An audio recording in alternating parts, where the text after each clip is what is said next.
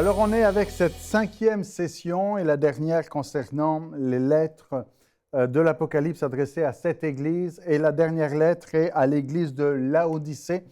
C'est peut-être une des plus connues. Laodicée, c'est une ville qui était importante au point de vue géographique, certainement fondée par Antiochos entre 263 et 261 avant Jésus-Christ. Mais je vais passer un petit peu sur les détails. Il aurait donné le nom de la ville. Laodicée viendrait du nom de son épouse, Laodice. Mais en tout cas, bref, je vais passer là-dessus parce que je veux rentrer directement dans le texte et vous souvenir que notre verset clé, c'est cette phrase, parce qu'elle revient souvent, que celui qui a des oreilles pour entendre, entende ce que l'Esprit dit aux églises. Et nous voulons, au travers de ce texte-là, entendre ce que l'Esprit veut nous dire aujourd'hui.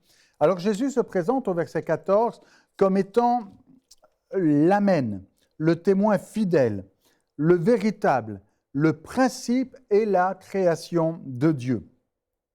Je lis ça dans la Bible en français courant. L'Amen, le témoin fidèle et véritable, ce qui est à l'origine de tout ce que Dieu a créé. Le principe de la création de Dieu, ce qui est à l'origine de tout ce que Dieu a créé. Et bon, c'est Jean qui écrit l'Apocalypse, c'est Jean qui a écrit l'Évangile selon Jean. Au commencement était la parole et rien n'a été fait sans cette parole. C'est ce principe, ce commencement. D'ailleurs, le mot principe ici, c'est arché, c'est le mot commencement. Alors, c'est quoi le message? Le message, il y a déjà ce qui est bien. Je connais tes œuvres. Je sais que tu n'es ni froid ni bouillant. On va dire, est-ce que c'est vraiment ça qui est bien? C'est comme si, là, pour cette église-là, ça commence aussi avec directement quelque chose qui n'est pas le top. Je connais tes œuvres, je sais que tu n'es ni froid ni bouillant, puisses-tu être froid ou bouillant? Et là encore, on comprend que l'image que Jésus utilise correspond à la ville.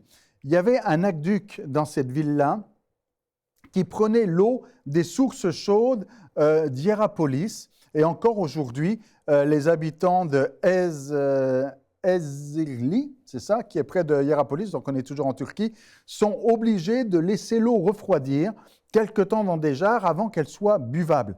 Et dans cet aqueduc, l'eau refroidissait quelque peu, et c'est une source d'eau chaude, et quand ça arrive avec une eau tiède. Et l'eau froide rafraîchit dans un pays chaud, mais l'eau tiède est quelque chose, d'autant plus quand c'est une eau une eau d'une source naturelle qui a une odeur de soufre. Je me souviens une fois être allé dans une source naturelle, et puis l'eau avec du soufre, ça avait quand même une odeur d'œuf pourri, si on peut dire ça comme ça. Et quand c'est tiède, on dit, mais c'est quoi le rafraîchissement que ça apporte? Et on comprend que Jésus, volontairement, utilise un langage que la ville connaît bien. La ville sait que de l'eau chaude, vous savez, dans le désert, des fois, on boit du thé chaud, et de l'eau chaude, ça peut désaltérer. De l'eau froide, ça fait du bien et c'est rafraîchissant. Mais de l'eau tiède, d'autant plus quand c'est une eau là, qui vient d'une source où il y a du soufre, ça devient quelque chose de difficile à boire, d'écœurant, et même donc qui amène qui pourrait même amener à vomir, et puis on va y revenir par la suite. Il y a des conséquences à être tiède. Et notez bien que des fois, on se pourrait se poser la question en disant, comment ça? Jésus dit, je préfère que tu sois froid, chaud, mais pas tiède. Comment ça, froid? On aurait presque tendance à dire, mais non, il faut être chaud, oui, mais pas tiède, d'accord? Mais froid, oui. Pourquoi est-ce que ce serait convenable d'être froid? En disant, tu n'es ni froid ni bouillant, puisses-tu être froid ou bouillant? Un petit peu comme si je vous disais aujourd'hui, puissiez-vous être froid? De dire, non, mais c'est quoi cette prédication? C'est quoi ce discours? C'est quoi ce langage?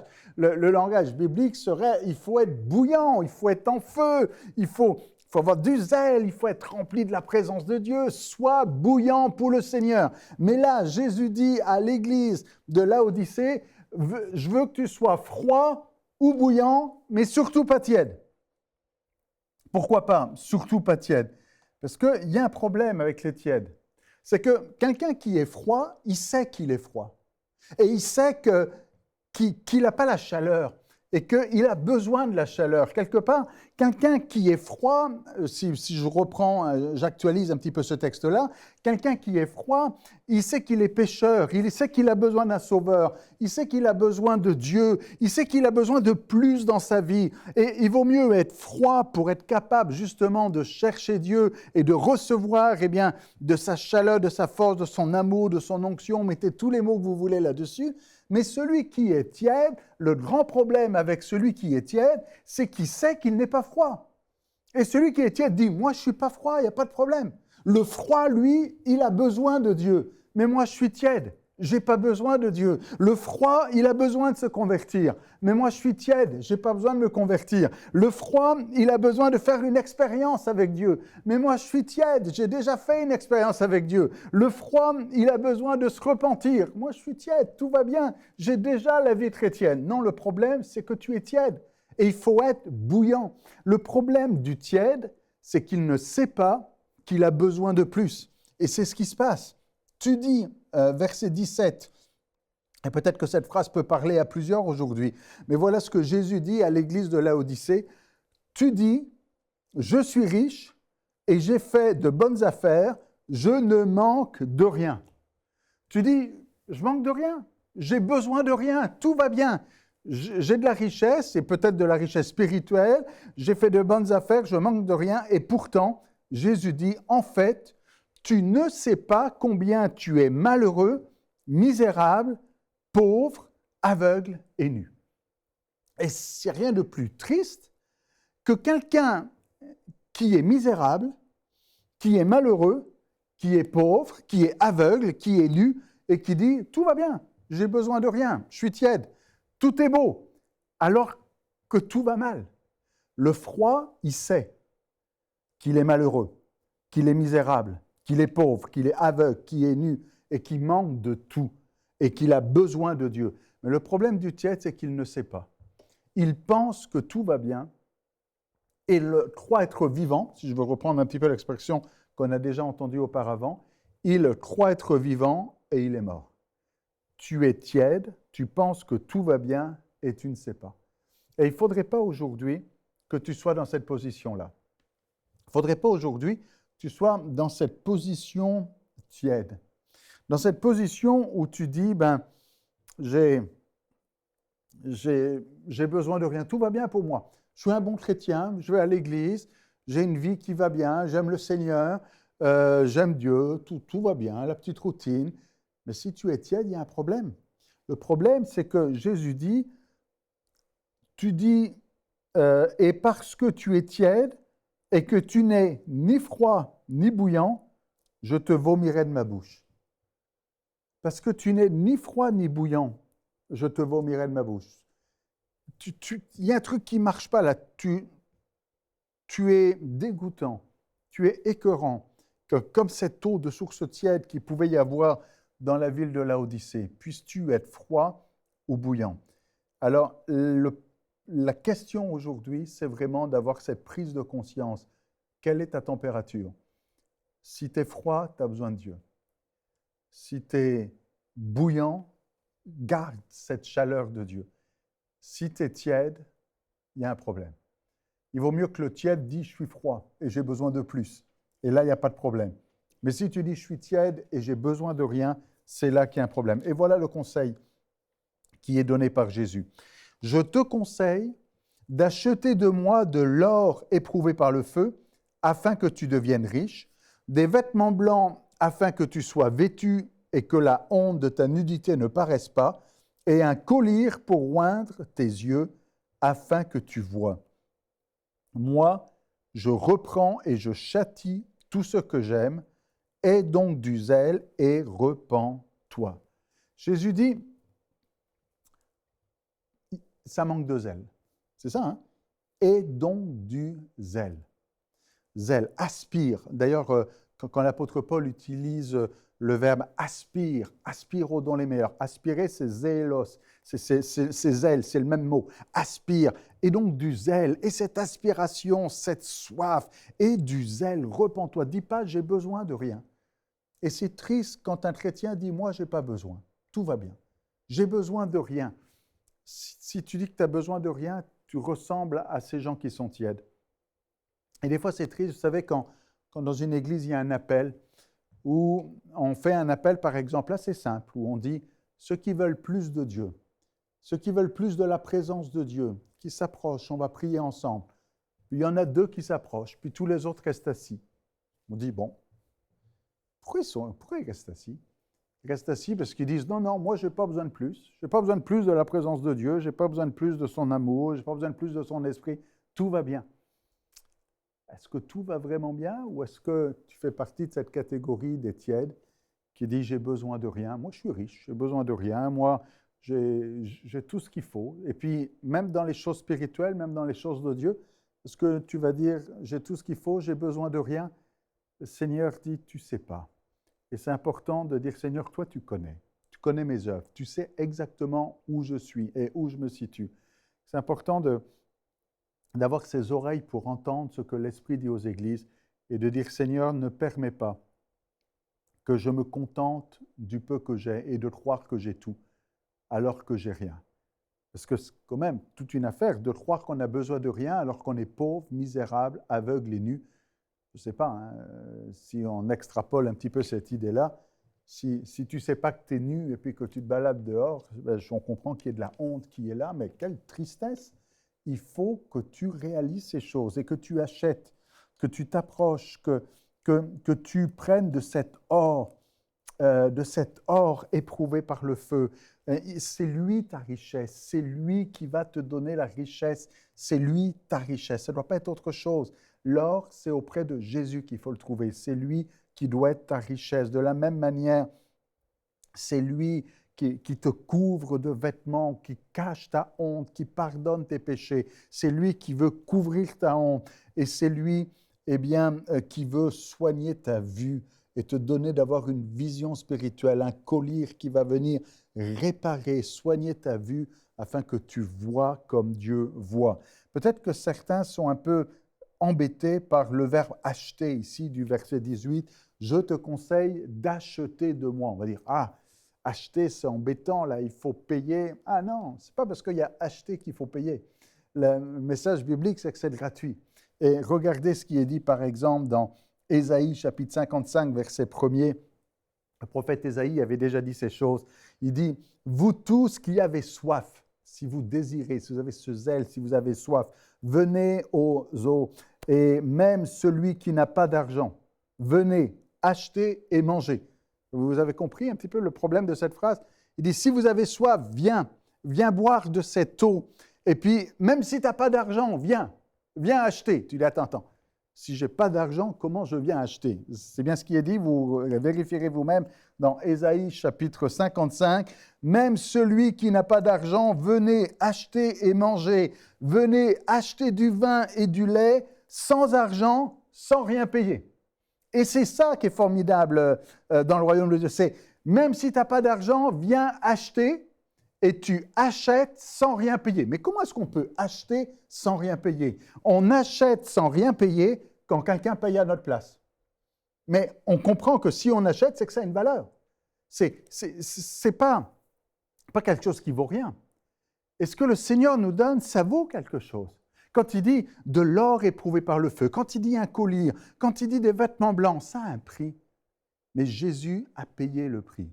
Dans ces meurtrissures, nous sommes guéris. Il a payé le prix pour qu'on soit riche. Il a payé le prix pour qu'on ait ce vêtement blanc. Il a payé le prix pour qu'on ait ce collier sur nos yeux. Alors on peut venir acheter, et je reste avec Ésaïe 55, même sans argent, acheter sans rien payer. Et ça, c'est quelque chose d'important à réaliser. Alors, si on ressemble à l'église de Laodicée et qu'on est là du côté tiède, il faut dire, Seigneur, je ne veux pas rester du côté tiède.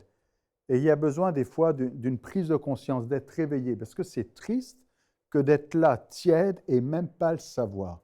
D'ailleurs, la suite va dans ce sens-là. Je sais que c'est un passage qui est surexploité, puis qu'on a certainement entendu déjà beaucoup, mais on va essayer de le garder dans le contexte ici. Apocalypse chapitre 3, verset 20, Jésus dit, « Voici, je me tiens à la porte et je frappe.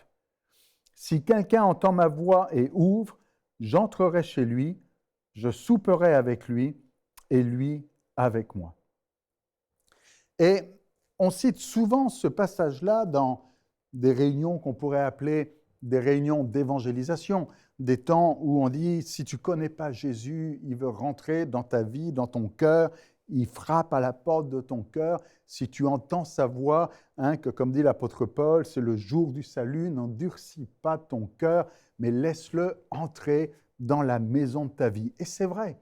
Sauf que là, ici, on veut rester dans le contexte. Et c'est quoi le contexte?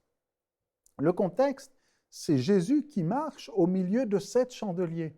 Jésus qui est là au milieu des 7 églises. Et il y a une anomalie ici. C'est que Jésus est dehors. C'est que la lettre qui est adressée à l'église de Laodicée, Jésus n'est pas à l'intérieur, mais il est à l'extérieur. Et parce qu'ils sont tièdes, on pourrait dire les choses ainsi, c'est comme s'ils ne s'étaient même pas rendus compte que Jésus n'était plus là. Tu es tiède, tu dis j'ai besoin de rien.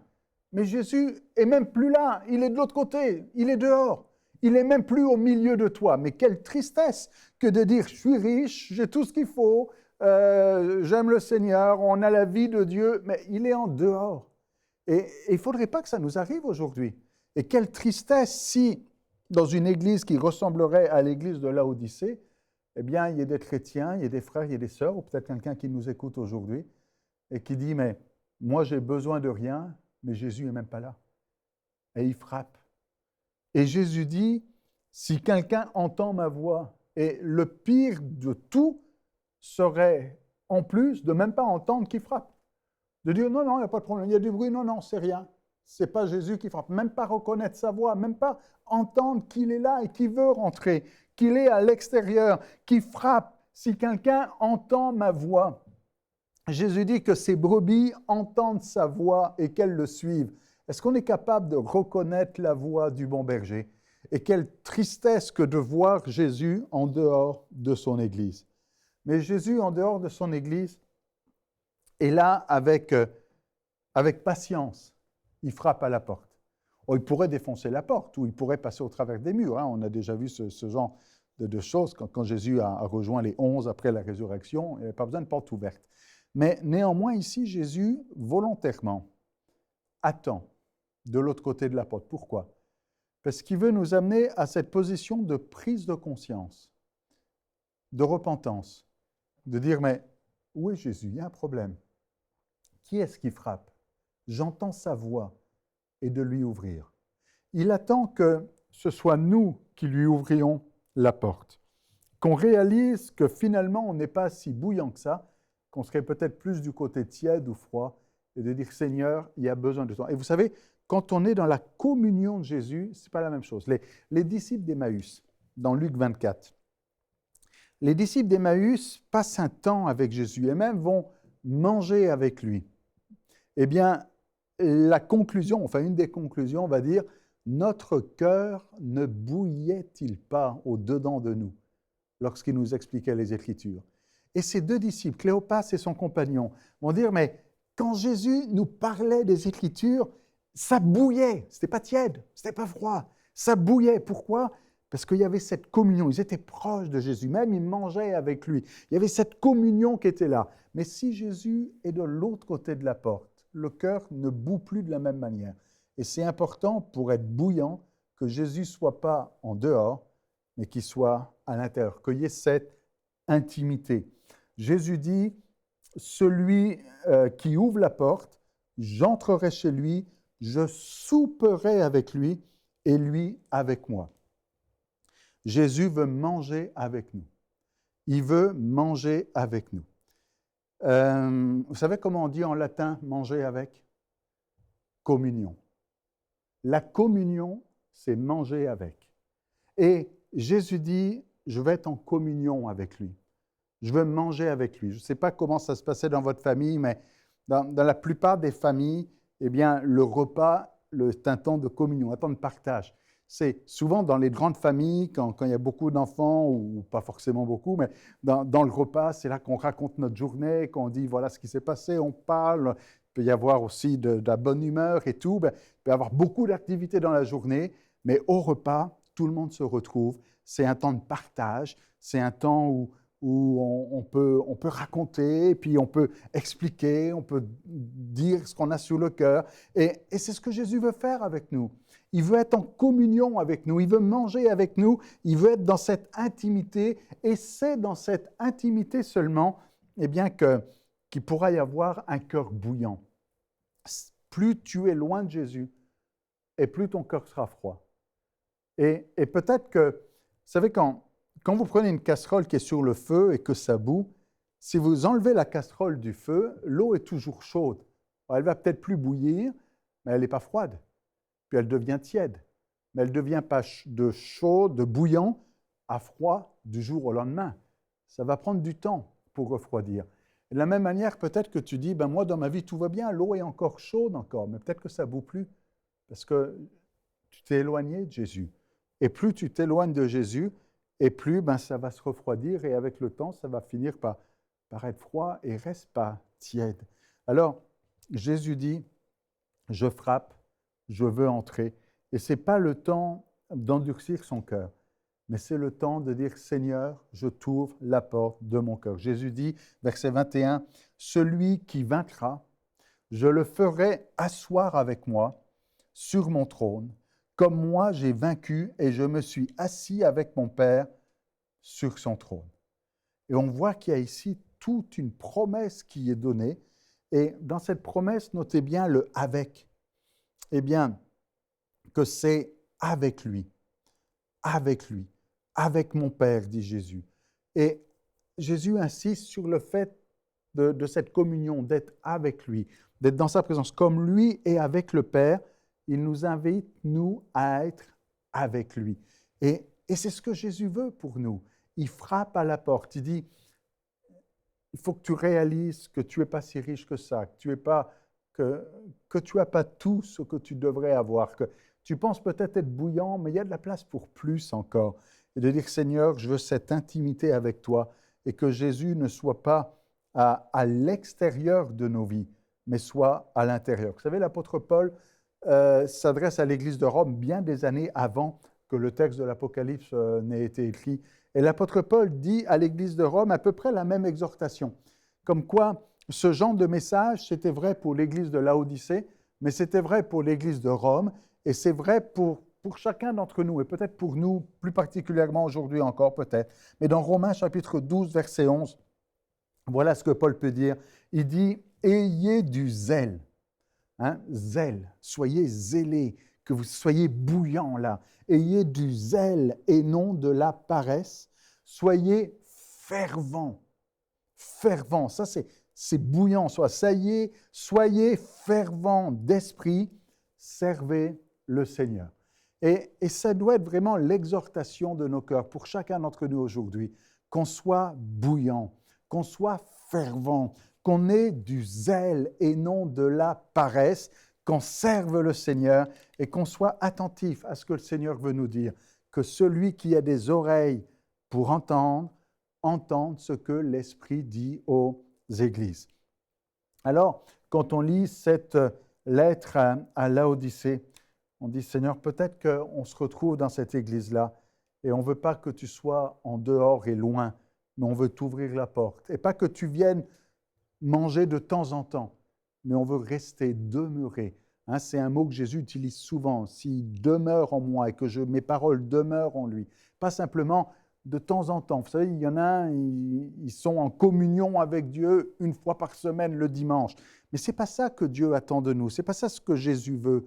Il ne veut pas rentrer, être invité simplement une fois par semaine. Il veut être au quotidien.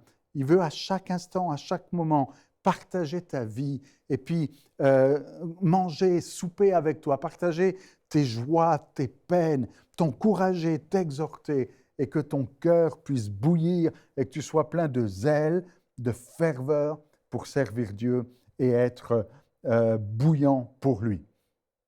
Alors, on arrive à la fin de cette série sur les 7 lettres adressées aux églises de l'Apocalypse, avec cette phrase en particulier que celui qui a des oreilles pour entendre, entende ce que l'Esprit dit aux églises.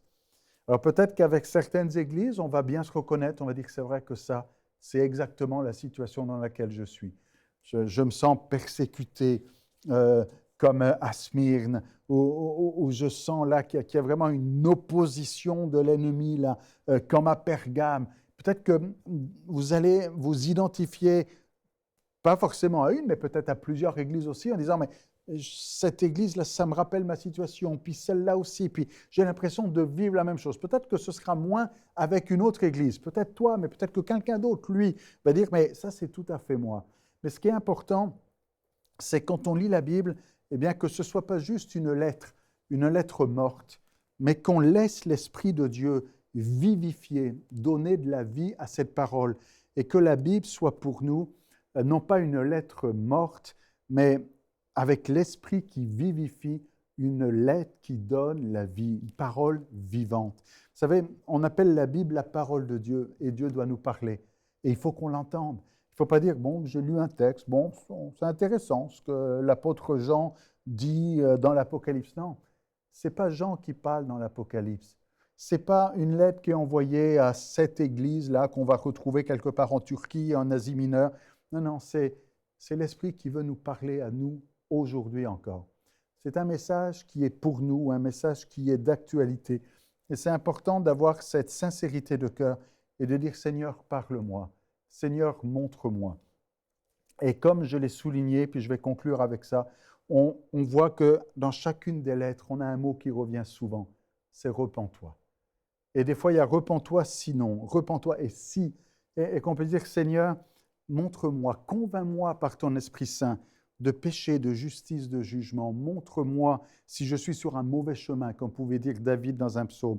Et Seigneur, s'il y a des choses qui ne fonctionnent pas, s'il y a des choses qui ne marchent pas, s'il y a des choses que je ne fais pas comme je devrais faire, eh bien, je veux m'approcher de toi avec repentance.